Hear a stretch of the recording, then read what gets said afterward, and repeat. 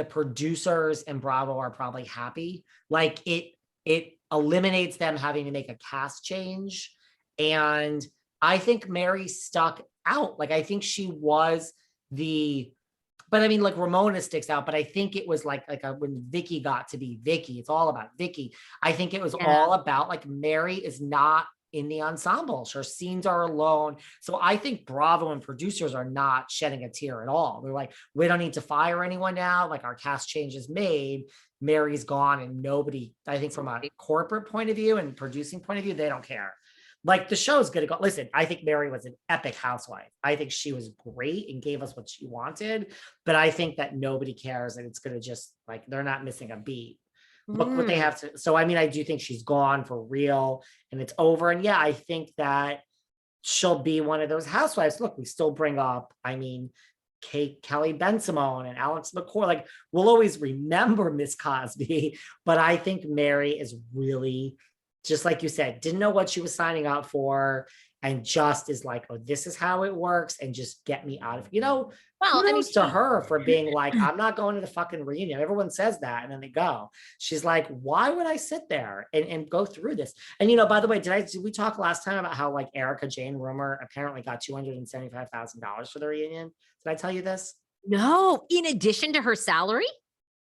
That's what I read. And so total, her 600,000 plus this was everything. She made like 1 point something from Beverly Hills last year. So like you look at like Erika showed up and went through hell. Well, she's not going to lose her job. And I mean, for $275,000, you answer those questions, baby. She was great. Answer. Mary's like, yeah, take your fucking 18,000. I'll go sell a Chanel. Like, what the hell do I care? Well, I mean, look, I think Mary is making $18,000 a month, if not more, off the church, and knows where her bread is buttered. I think Mary, like we talked about on the last episode, she took this on before the Erika Jayne stuff happened, before Jen Shaw. I think she's seen their before the housewife and the hustler, before the housewife and the Shaw shocker. Yeah, I think she's want next. A special. Yeah, the housewife and the housewife and the church evangelista or whatever you want to call it. I really think she might still be next, but I think she was next. Mary and her grandfather, and yeah, she did not want that. No. So, but that's where the double standard comes in and people are upset in that. Would we have fired Mary? Would Bravo have fired her for these, saying Jennie's eyes are slanted? Listen, I think it was just as bad when she said in the kitchen to Lisa, like, Jen reminds me of like those Mexicans. I mean, I'm paraphrasing, but she said that. Like, regardless of what you say after that, using the word those Mexicans, it's like, how is that not cringeworthy? And then to add in that she's a thug and tie that to now Mexicans are thugs and just the word those Mexicans, it's like, oh my God. I don't know if Mary would have gotten fired and I don't know if all the girls would have unfollowed her. Like, I don't know. And so now, there's a petition online. It only has 100 signatures, but there's a petition to, at least as of like the day ago, there's a petition to fire Jennie.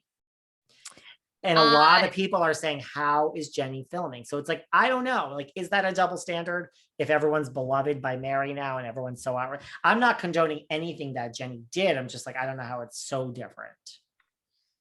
I think you make a good point. And I just don't think they're gonna, I don't know, maybe they will fire Jennie because what do you think with Dallas? Do you think the racism things with Brandy ended up hurting that brand? And oh my God, what was it? Prescott there? No. Well, I have a Dallas housewife coming up. We just recorded it a few days ago. Another one. I think, and I talk about this on this episode with this Dallas housewife, I think that I don't think they care. I think it's that it's tied to New York. I don't know why no one ever said this. I truly believe this, that the time Dallas was canceled is when New York ratings were plummeting. And it's because everyone says Ebony was talking about race, which, I mean, I love Ebony, but the perception is no one wanted to hear about race on Housewives, and the ratings were plummeting. And then I think you have a reunion where there's a lot of race drama between Tiffany and Cam. And if Dallas came back with Tiffany and Cam, this race would have been an issue. And they're like, why are we trying to take a low rated Housewives series and bring it back when in New York, we have a race issue and the ratings suck. So now we're taking another show and bringing it back where the ratings also suck. And we have to deal with race in the first 7 episodes or 3.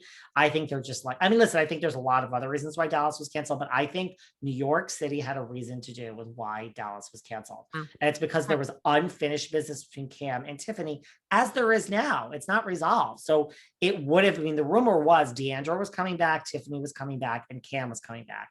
And Stephanie, Brandy, and Carrie Bringham were fired. That's my very good source tells me. So I think that has a lot to do with it. So I do think Bravo picks and chooses what it decides to terminate for racism. I mean, they haven't terminated anyone anytime recently.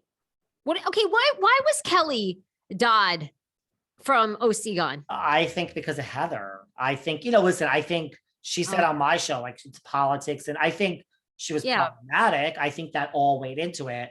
But I think Heather coming back got Kelly fired, period. She would never have worked with Kelly. I don't know. Would Kelly have been bad? I mean, also the OC sucked last season and they need to change things up. I mean, getting rid of Bronwyn, that's really clear, right? Oh, that was a good move. Yeah, she was. Yeah, I know. She just, I don't know. I'm telling you, I still can't watch Noella. I can't look at her and not think of Bronwyn. She is the same person to me. It's cringeworthy. I don't not like you, Noella. It's